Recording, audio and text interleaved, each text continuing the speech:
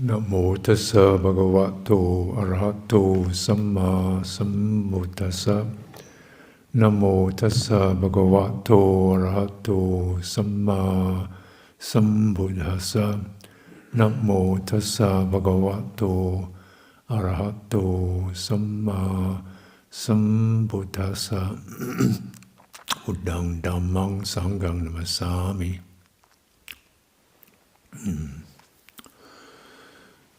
So the training, it's a very simple overall training. Sabbapakasa akaranang kusala sumpasampada sacitta pariyotapanang ittang buddhana sasanang te. The avoiding of all evil ways, the uplifting and commitment to what's wholly good, the purification of one's citta, one's mind or heart. Just this is the teaching of the Buddha.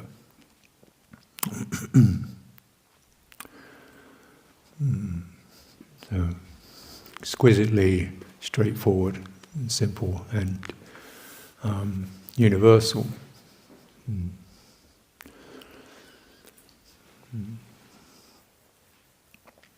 As we say, we take a very whole view to practice.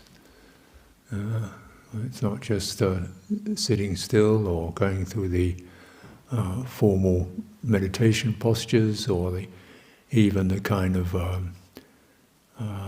particular focuses of what people normally call meditation, but a really wide focus that can flex, still remain true and authentic and penetrative, and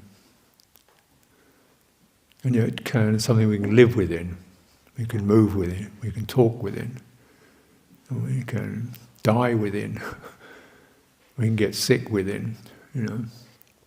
And we say kind of brochure Buddhism, everybody's sitting in lotus, they're generally healthy, bright-faced. This is called brochure Buddhism. Real Buddhism, people have got bad knees, sore throats, something wrong with their back, struggling, or going through life, so going through life, taking it off the page and going through life with it, communication, relationships, duties. So for this week I would like to highlight and bring to mind for you, which things you probably already know, but highlight and cause your intentions and attention to move around what are called the 5 Indriya. Faculties or Indra is the king of the gods. So he was the kind of great leader, the one with authority. So these are authorities or allies. It's got that sense of these are not just bystanders. This is really central authorities. So the 48th chapter of the Samyutta.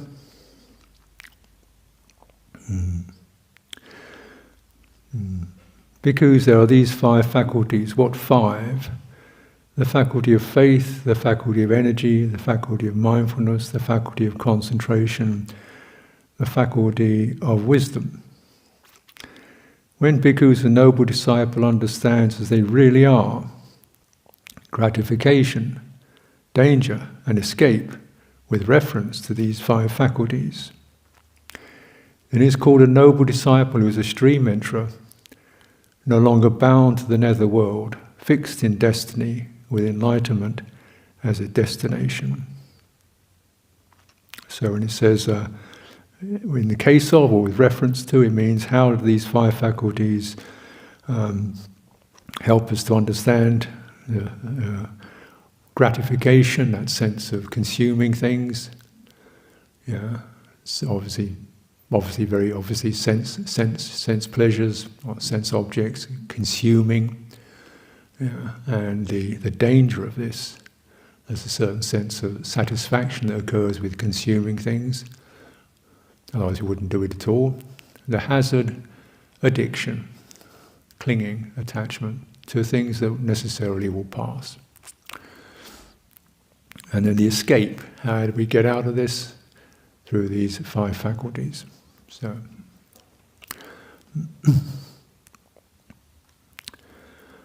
and this is say the stream enterer. Someone had really bound their focus. They understand they've got a standing place. They've got some support. They've got their allies. Will give them something to counteract the pull of gratification, pulling away from the threat, the hazards of clinging, attachment. Without these, we really don't have much of a foundation. We don't have a leg to stand on. That's why, of course, so many people don't really make it.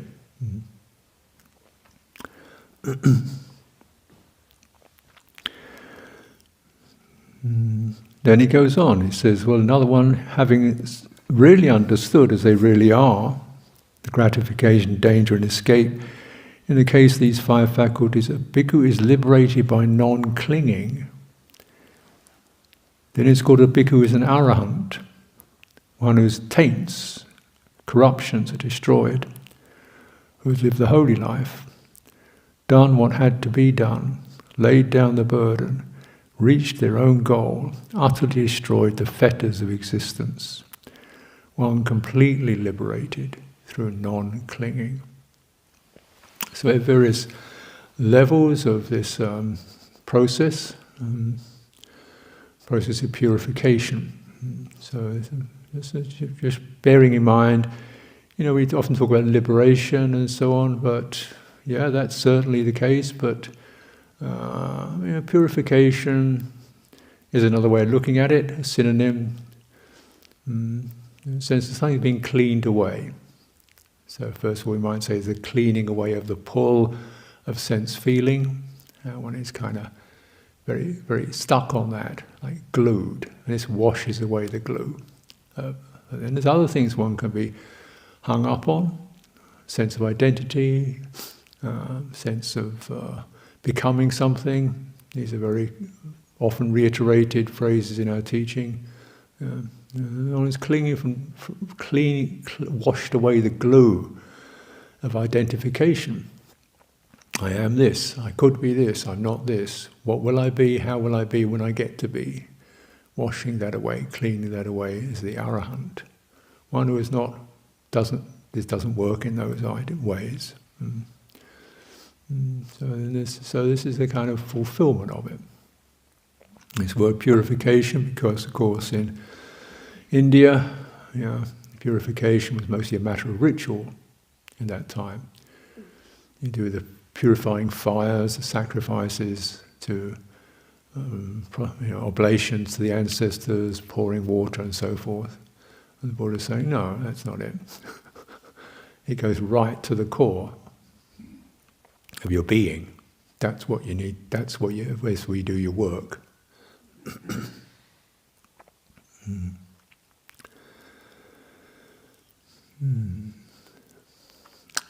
So really coming to citta, where is this?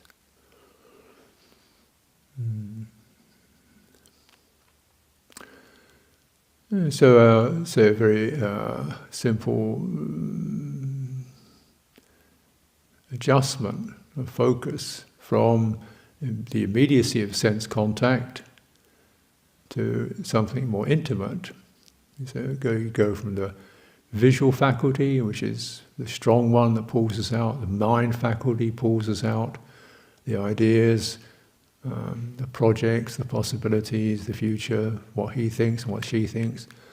It's just draw back from that noise. You draw back use the visual faculty, and then at least you're getting into the present with the visual faculty, very easy. Here we are, still, silent space. And then going back to the auditory faculty, hearing, we're actually much more in receptive mode. When you come to the listening faculty, these are also called faculties, Indriya, and that's part of the beauty of the teaching. Is it's as plain as the faculties are as plain as the nose on your face. There's the eye faculty, the ear faculty, the nose faculty, the tongue faculty, the mind faculty, the body faculty. So if you've got those, you've got these. You've got the 5 spiritual faculties.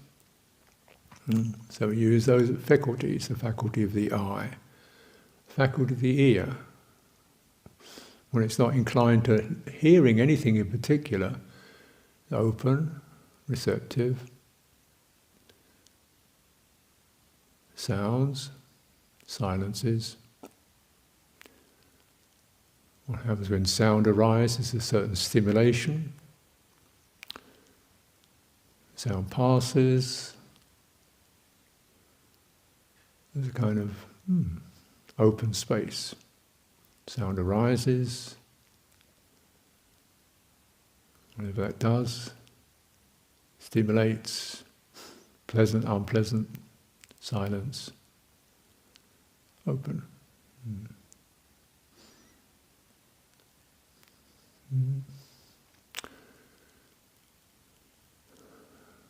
There's a further step in that. You come to when one is in the listening mode, with that sense of deep receptivity and non-interference. Can you ask a simple question: where is this listening based? Where is it? We're listening to sounds.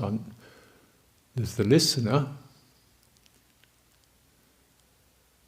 And we get a sense of presence, right? Steady presence.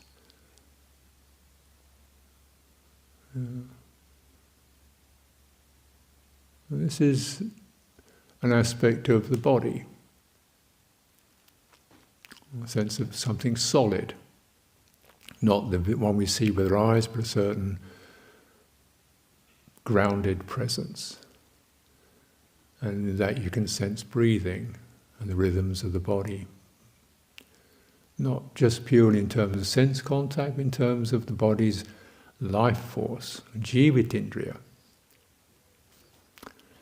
Another of the Indriyas, the life force of the body. Not the tactile impressions, but just this energy moving in the body. You can sense that. Why is that useful? Because then you come directly to what are called the feeling Indriyas: pleasure, pain, equanimity, evenness.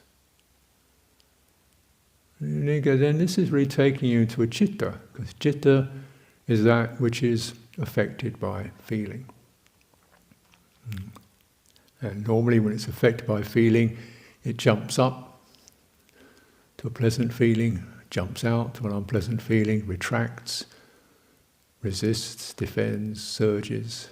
And we're just saying, okay, hold that quality of receptive to feel, just hold it in presence. You feel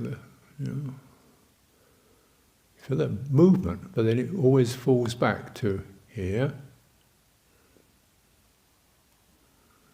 Pleasure, move up, you could get tangled in it, or interested in it, or just let the pleasure move. And behind that, the receptivity, the presence that doesn't move. Right. The idea comes along, seems intriguing, a bit of excitement, and somehow there's also the presence that's not excited or resistant. It just doesn't do that. Energy rises up, and well, here we are, breathing in, breathing out, things settle down again. So in this very embodiment, there is a stable place where feeling is very unstable, but it's the thing, the quality, the Indriya that really gets us going. Yeah. And it's dangerous. And yet it's also, part of what we were with. And we can tune to a pleasant feeling that arises from noble deeds, noble aspirations. It's kind of much steadier, suffusive, that actually encourages and enriches one's presence rather than sends energy out into the senses. The pleasure of I'm free from regret.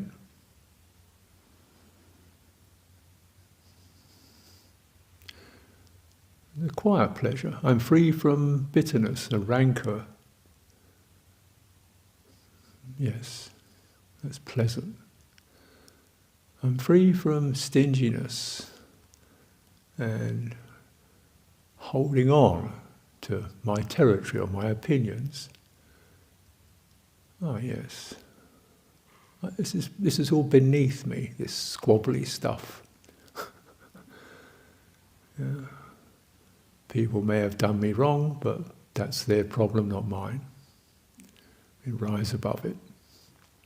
Pleasant, lofty, pleasant, noble. I can give. I can give what I have. I can give what I own. I can give, recognize I don't own anything. The noble deed is to just keep the giving. Giving of Dhamma is the highest giving. We do that. Dhamma can be advice, it can also be just sharing this steady, calm, grounding presence. That's Dhamma, it's very good Dhamma. And when we live in these situations, a lot of the time we're just doing that, we're doing Dhamma of presence. When you meditate, same thing. Doing it perhaps going a little deeper into where you're being affected and why you're being affected. What I call the asava, the taints. That is one tends to orient around the shifting of feeling. Unpleasant feeling, oh no. Particularly a mentally unpleasant feeling. Oh, she's a nuisance, oh, he's a drag. What a pain he is, why have to do that? Unpleasant feeling. Just notice when the mind goes grumpy like that, really ugly, isn't it? Okay, so what would be better? Pleasant feeling of, okay, they're struggling, compassion, equanimity. I don't have to get into a state because of where other people are at. So the unpleasant feeling, in this sense, can make us strong. That's why it's said, liking, disliking, equal value. Things I don't like, being with that, maintaining presence, makes me strong, makes me dispassionate, makes me equanimous.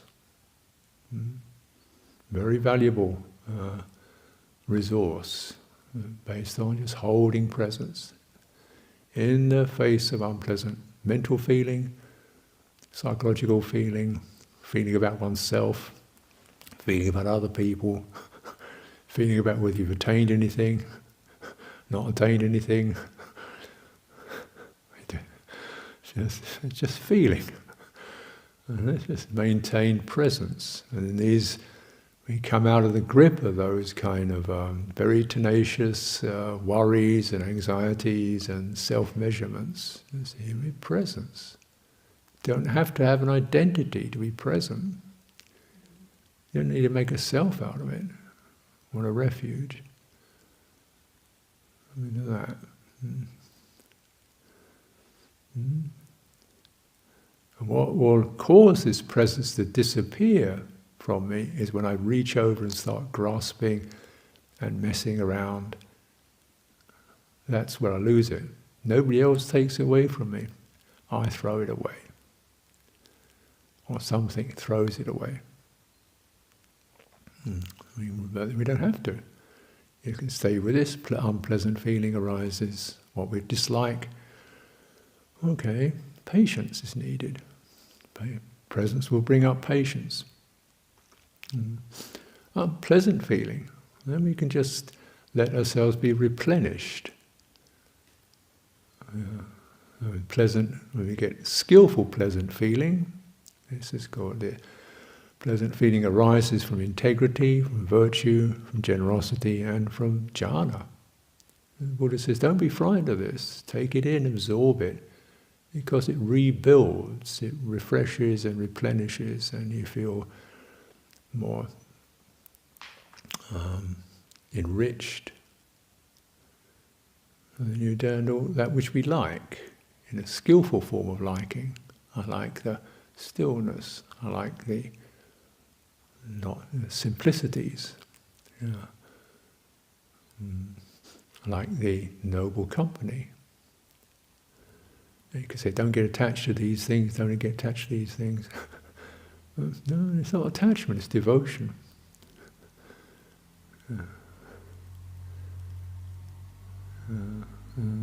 Devotion is one gives oneself to the stillness. And you participate in it. When it disappears, things are silence, or the sounds or that arise, or movement arises. You remain still in that presence, and you retain the faculty of devotion, or citta, faith.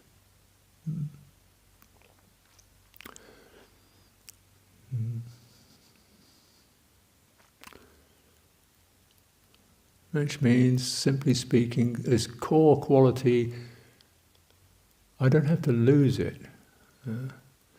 This is the embodied citta, which will be fulfilled through this skillful fruition of these faculties that are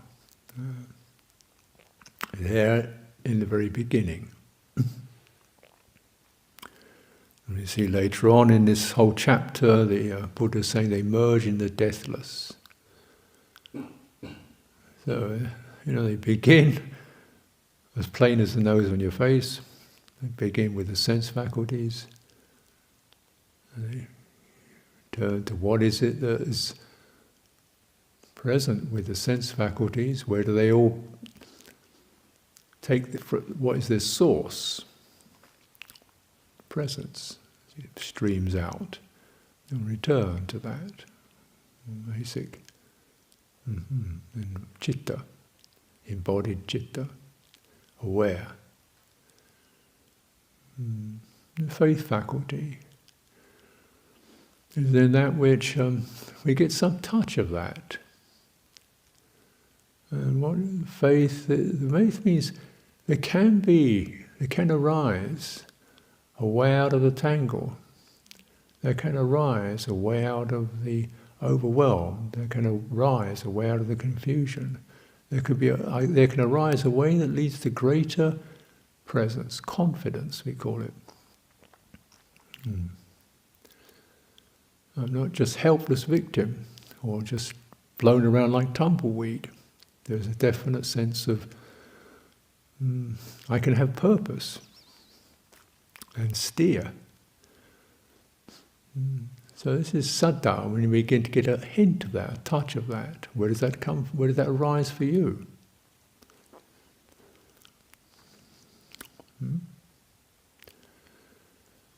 You're all here, so where did it arise from? You met somebody, you heard a teaching, you listened to something, you were touched by something, and hey, what's that? What did that feel like? What's that experience? That little light bulb goes off, lights up.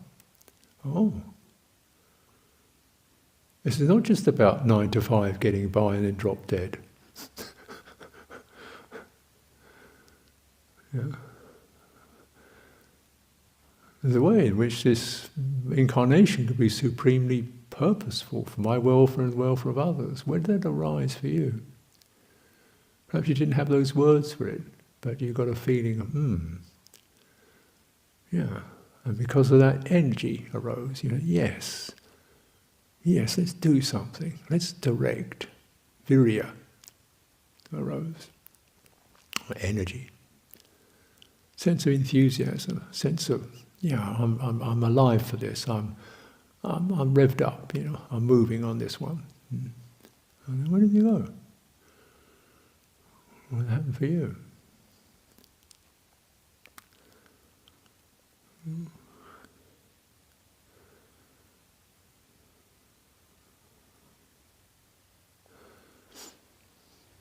I think for many of us, they say dukkha is a condition for the arising of saddha. Dukkha, suffering, incompleteness, frustration, inadequacy. What's the point of all this? Running around in circles. That is a condition for the arising of saddha, of faith. It means there's got to be something else other than just this. There's got to be more than just putting money in the bank and getting a house. There's got to be more to it than this. That kind of, and you start looking. There's only all the kind of promotions, the advertisements, and the commercial glitter starts to lose its vitality. It's just stuff. The lights, the colours go down, the intensities fade because you're just not with it. Maybe this, for me, this was happening in my very early in my life. It wasn't even before I was 10 years old. It was already there. I had a recognition of death when I was 6 or 7 years old. And I thought, what's the point of all this then? If everybody I know, everybody I love, dies. Oh dear. What's the point of this then? And people say, don't worry about it. How can you not worry about it? We're on a sinking ship. Not just me, but my parents, my friends, and so forth. They're all going to just leave and die. There's got to be something other than this, surely. And that was the Buddha's saddha, where he came from. Wife, child, mother, father. What do we do? These are people I'm devoted to. It wasn't he ran away from them, some kind of, irresponsible, but sense of, if I'm just, all I can do is bring them food, what kind of, can I do something better than that? I will go and search for the deathless. No, I don't think many of us necessarily had that wording, but it could be something else. You start to look into teachings, cultures. Where is it? Where is it? Where is it? Where's the lead? Where is it? Where do I find it? Is it in this? Is it there? And probably, it's not in that belief. Beliefs, you believe anything, that's not going to do it. Some people will do it, find their faith arises in a belief. But other people feel faith doesn't arise in a belief. A belief, because you can believe anything. And different people believe different things, it just gives rise to conflict. And it's just, you're kind of stuck with the belief. It's an idea of something to give one sense of security and belonging. No, that's just a prop, isn't it? Unless you take it deeper, of course. If you take it deeper into real, direct experience. This is where all these things meet. But why don't we just cut to the chase, scrap the beliefs, get direct. What's the most direct thing you got? Your own presence. You're kind of fumbling around. What do you do with it? For me, I was kind of wandering around and thinking, I need a teacher, need some kind of teacher. Where do you get a teacher? Living in Dunstable, which is not renowned as a spiritual hotspot.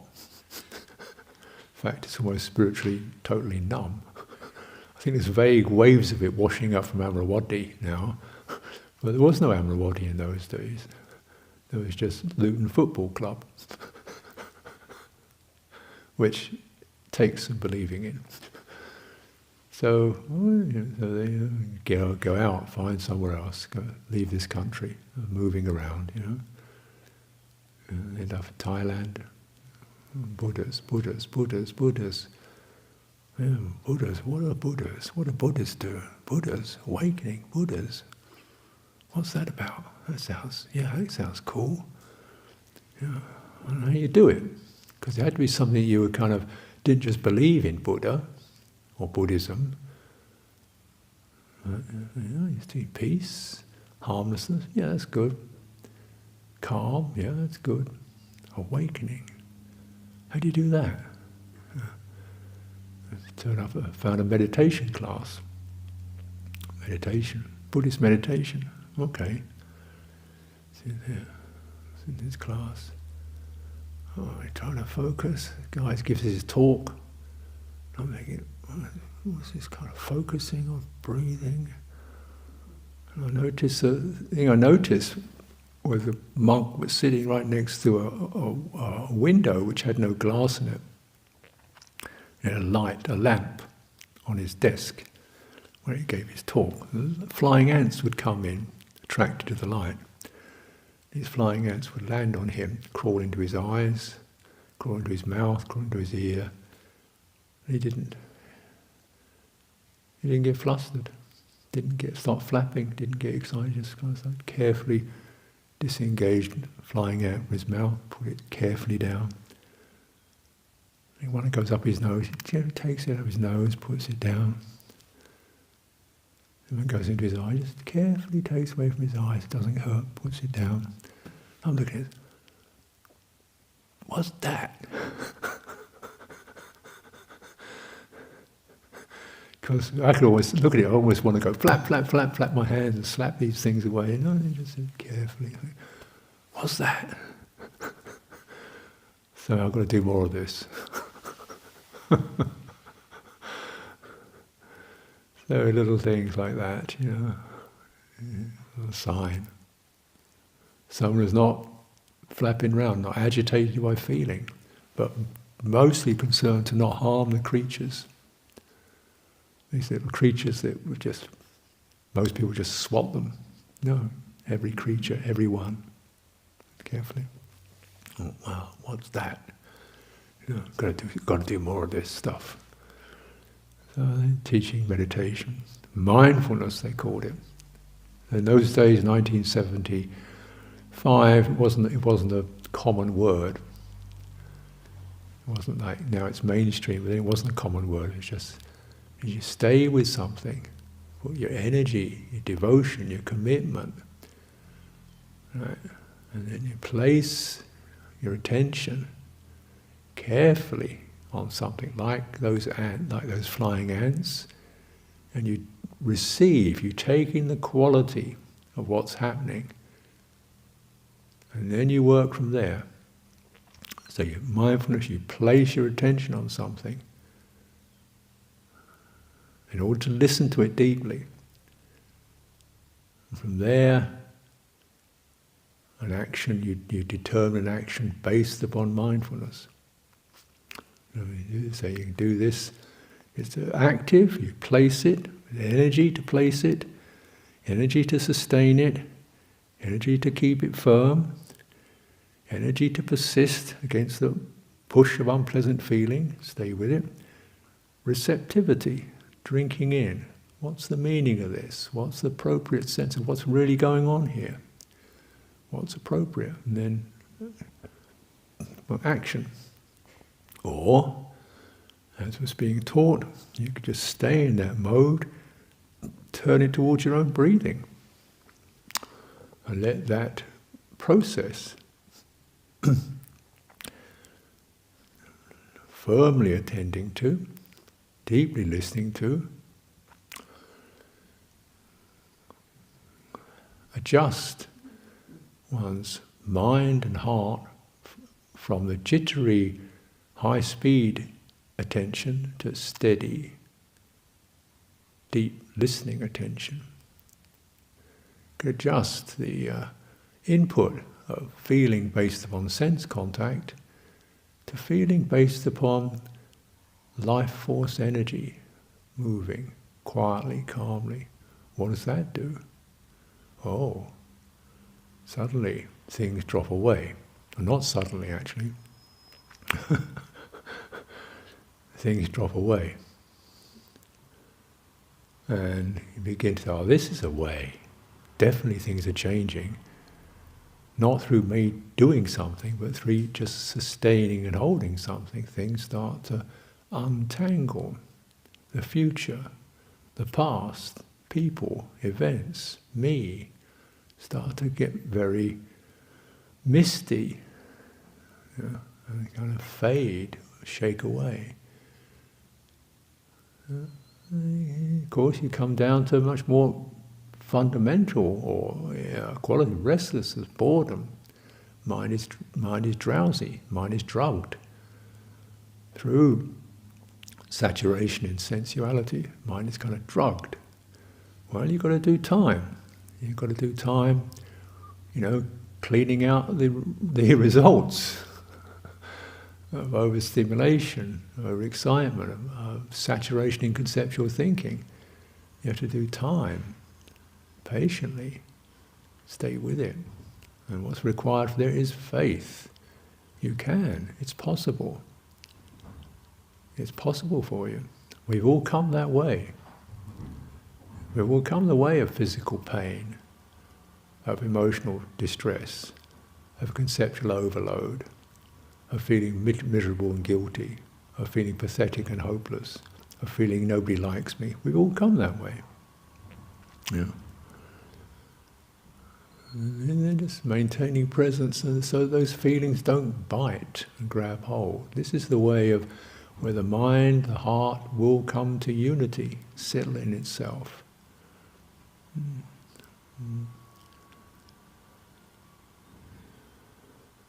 But of course, obviously, a beginner, that's just the hypothesis. That's a sense of this is where we go. But where are we now?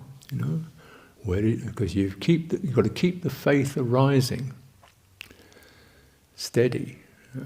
So then we cultivate that. Where there is confidence, it's your root quality. Sabapapasa karanang, confidence that to avoid doing evil and to deeply study what actually is evil or unskillfulness, heedlessness, recklessness, insensitivity, impulsiveness, slightly deceitful, manipulative, all of it. And it becomes clear. So, that's not right. Shunning it. Lifting up what is wholesome and good. Generosity. Not difficult. Not difficult at all. Everybody loves it. Lift it up. Lift it up, drink it in, the quality of that open-heartedness, that givingness. How energy streams in through that. Based upon dana, energy streams in. Always gives something. Even if it's just protection for some creature. I can incline my heart to the welfare of others. Dana, sila. I'm sensitive to the welfare of others. I seek out ways in which my relationship with others might be causing them problems, or I'm losing balance. So we maintain that sense of appropriate propriety, conscientiousness, steadiness, refraining from sexual misconduct, tipping over into other people in a way that's abusive, verbal contact, tipping over into other people, tipping over into ideas in a way that's harsh, manipulative, overbearing, turning away. Speech is a treasure to be given as a treasure, not just to be dumped. So these are things, one's faith, oh yes, I get it. Oh yeah, I can see that. Faith, the energy then pours into that. This is something I can sustain. And strengthens my presence, nourishes and fulfills me, gives me clarity and discernment. What's important, what's not important. Winning is not important. Success is not important. Gain is not important. What's important is presence. And devoted to that. Devoted to wakefulness. Let's not just hang around dozing. Just drifting off. Devoted to wakefulness. It's citta, isn't it? Devotion. Devotion with energy. And then when you cultivate that faculty, we have, it begins to crystallize, devotion to the Dhamma and to the example of the great teacher. You're attached to Buddhism. No, I'm devoted to Buddhist practice. What's the difference? Attachment just means I stay stuck on a set of ideas and I kind of fall asleep in it.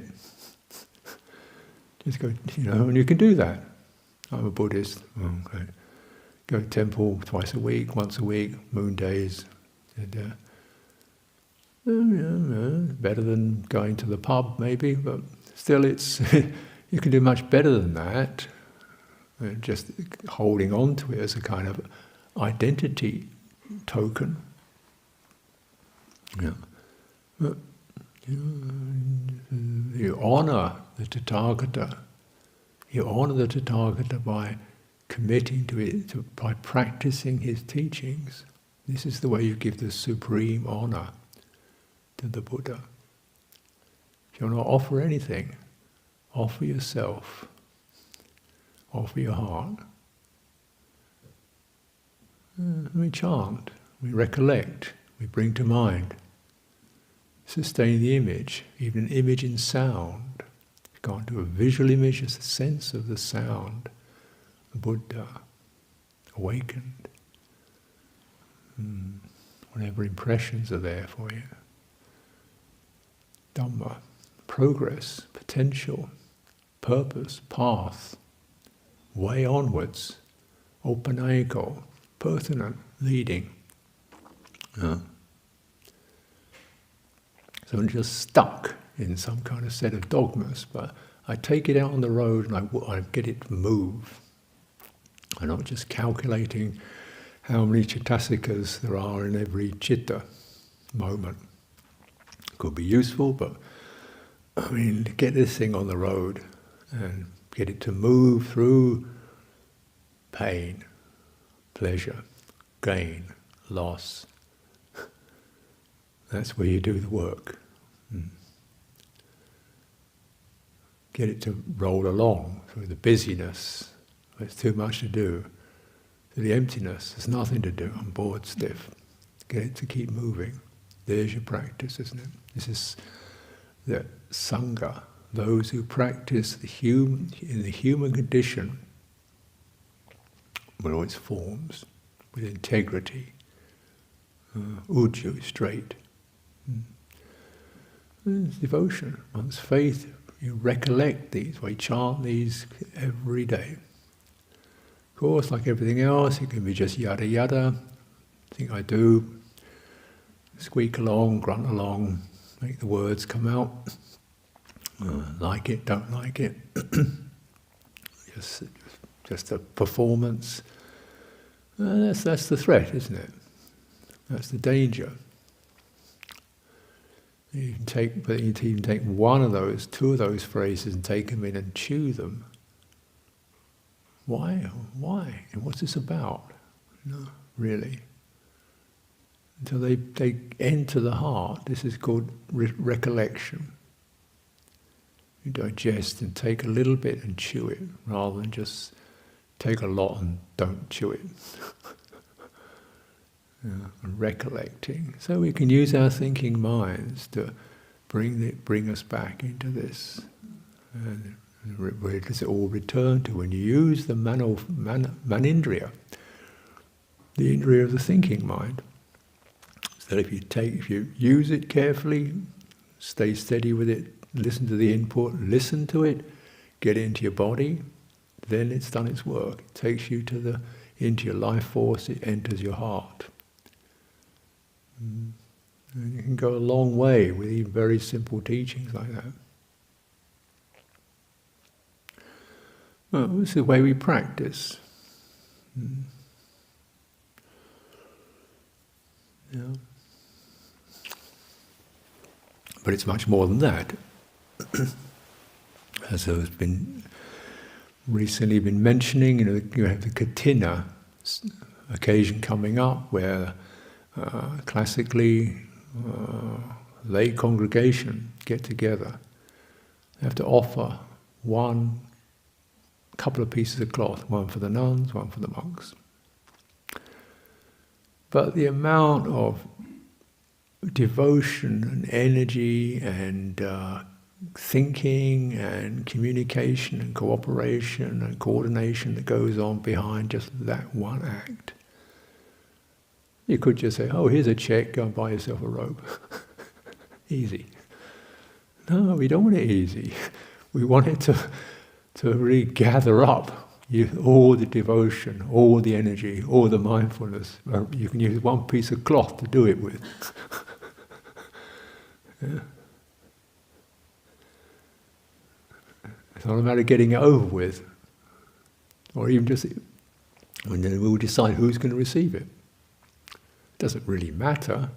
Just someone you want to say, look, we've noticed, and we want to raise you up. It's only a robe, only a piece of cloth. We don't give medals. So you can use very modest things, to get your saddha and your devotion around behind. It doesn't have to be fancy gold stuff, prestigious awards, medals. It could just be a piece of cloth. So you transform the most mundane requisite, a simple piece of cloth, into a sense of honor, renown, cooperation, love, encouragement, recollection of what it's about, why is anybody worthy of a gift? Because they live properly, And even more than that, then we make the robe. And the idea of Katina robe, everybody should join in. If you're aged and infirm, you can thread a needle. If you're half blind, you can sweep the sewing room. If you haven't got good enough eyes to thread a needle, then at least get the broom out and sweep the sewing room. You've got to be part of it, because it's not a matter of just, here, you go down the shop and get a robe, quick and over with, and then now we're saying, actually, we want everybody to do it by hand. So it's even more complicated, even more effort needed than just the sewing machine. Oh, good. We stay up all night doing it. More merit. This is the way a practitioner thinks. Attitude. You want to have something that will longer, then we can all put our hearts and energies and struggle and get it wrong and try and work it out. Good. Then there'll be more energy, more saddha, more commitment to keep going with it when you're getting bored or tired or whatever. Just keep going. That's where you build. You use something like that to build these bases and to make them strong. And you develop like this. Nobody's attached to a robe. Right? So this is difference, isn't it? Devotion, what I can give. And how that foundation of saddha, which starts as the arising of faith, matures into confidence, ripens into full devotional vigor, acts as the wellspring for the 5 Indriya that lead to the deathless. This is the way we should understand it.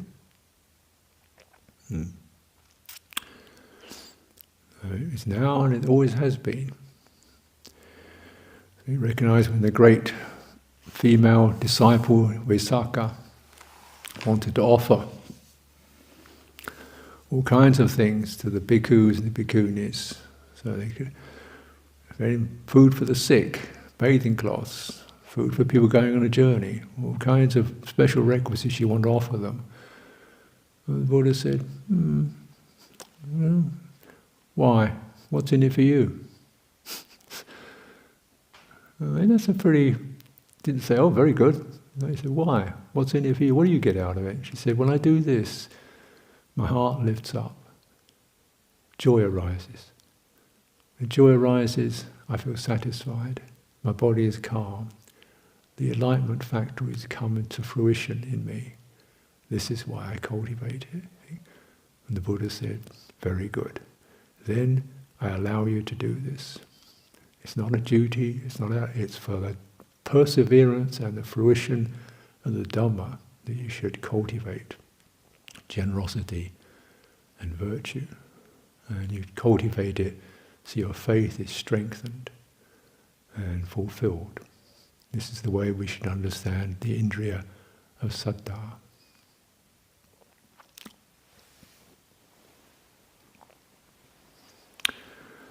So let's take some time for silent practice. If you're remembering how what we call our formal meditation practice is really a matter of keeping, sustaining presence through the qualities of feeling, through the movements of the body, through the movements of the mind, so that the sense of clinging and identity and struggling with these can be eliminated. But we'll talk on this as the days go on. Have a day of good practice.